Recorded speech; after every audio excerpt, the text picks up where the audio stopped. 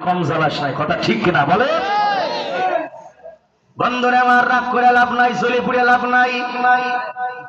এই দুনিয়ার জ্বালা আসল জ্বালা নাই, আসল জ্বালা হইল জাহান্নামের আগুনে জ্বালা, ঠিক কিনা? এই জন্য প্রকৃত বুদ্ধিমান তারা, কোরআন শুনে হিদায়াত পাইল যারা, আর কপাল পোড়া কারা? আল্লাহ বলেন আল্লাহকে ভয় করে যারা, উপদেশ মানে যারা। আল্লাহ বলেন সায়াযাক্কারু মান ইয়াখশা ওয়া ইয়াতাজান্নাবুহাল আশকা।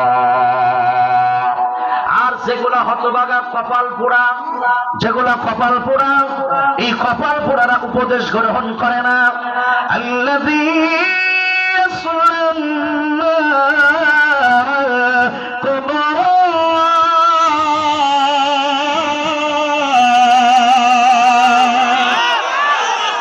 অলসতারে বাদ দেন, একসাথে বলেন আল্লাহু আকবার। আল্লাহ বলেন উপদেশ থেকে যারা মুখ ফিরিয়ে নিল, এই তরুণ, এই গেম পার্টি ভালো করে শুনবি, উপদেশ থেকে যারা তারা মুখ ফিরিয়ে নেয়, অবহেলা করলো, অবজ্ঞা করলো, তিরস্কার করলো, মুখ ফিরিয়ে নিল,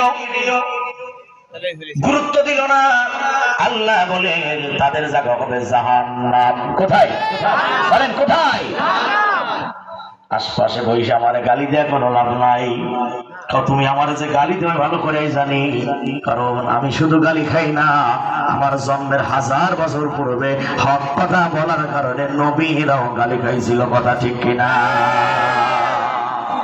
সাধারণ আমি নাই বসি, আমি না হয় 3 লাখ ধর্ষণ করছিলাম, আমারে গালি দিতেই করে। কিন্তু নবীরা কি ধর্ষণকারী ছিল? নবীরা কি গুনাহগার ছিল? নবীরা ছিল নিষ্পাপ। আল্লাহু আকবার। যেই নবীদের জীবনে ভাই গুনাহ ছিল না, এই নবীরা গাল খাইছে না? কেন খাইছে জানেন? ইয়া কওমে বুদুল্লাহ মা লাকুম মিন ইলাহিন গায়র। ভাইরা, কথাটা দিল দিয়ে শুনলে 1000 বছর আগের কথা 2024-এর সাথে হুবহু মিলাতে পারবে। এই কথা কয় না? নবীরা গালি তখনই খাইতো যখনই তারা বলতো এক আল্লাহর গোলামি করো, দেব দেবীর পূজা ছেড়ে দাও। এই কথা বলার কারণে নবীরা যেমন গালি খাইতো, আজকে আলেমরা বলে এক আল্লাহর গোলামি করো, ভারতের পূজা ছেড়ে দাও। ভারতের 5টা গোলাম এখনো বাংলাদেশে 2-4টা আছে না নাই? আছে না নাই? আসলে মোদের হলো বদনসিবার কপাল ফাটা, আসলে মোদের হলো বদনসিবার কপাল ফাটা, তাই গেছিল 16 বছর ওদের হাতে ক্ষমতাটা, ঠিক না বলে?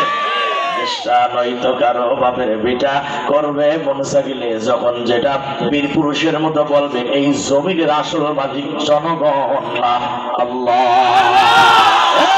কথা বলো, জমিনের মালিক কে? যারা আজ চিল্লাইতেছে স্বাধীনতা স্বাধীনতা, দেশ নয় ওদের আজি, তাদের লাগে মাথা ব্যথা। ওরা দেশের জন্য কি মায়া কান্না, ওরে বাবা কি ভালোবাসা দেশের, কিন্তু আমরা বুঝতে পারি না দেশে ভালো